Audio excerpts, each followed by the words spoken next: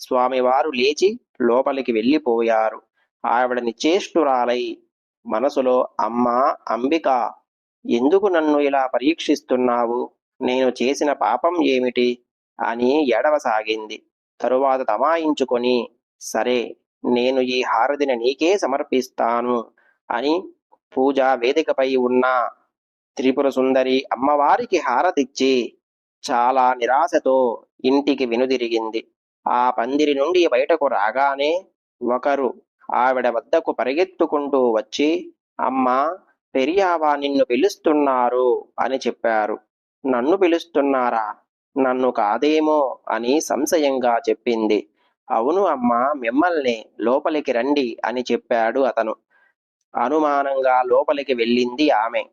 వేదిక పైన కూర్చున్న మహాస్వామి వారు ఆవిడతో, నాకు ఇవ్వాల్సిన హారతి అమ్మవారికి ఇచ్చానని ఏమీ మదనపడకు, ఇప్పుడు నాకు హారతి ఇవ్వు అని చెప్పారు. ఉద్వేగంతో కర్పూరాన్ని పళ్ళెంలో పెట్టింది ఆమె.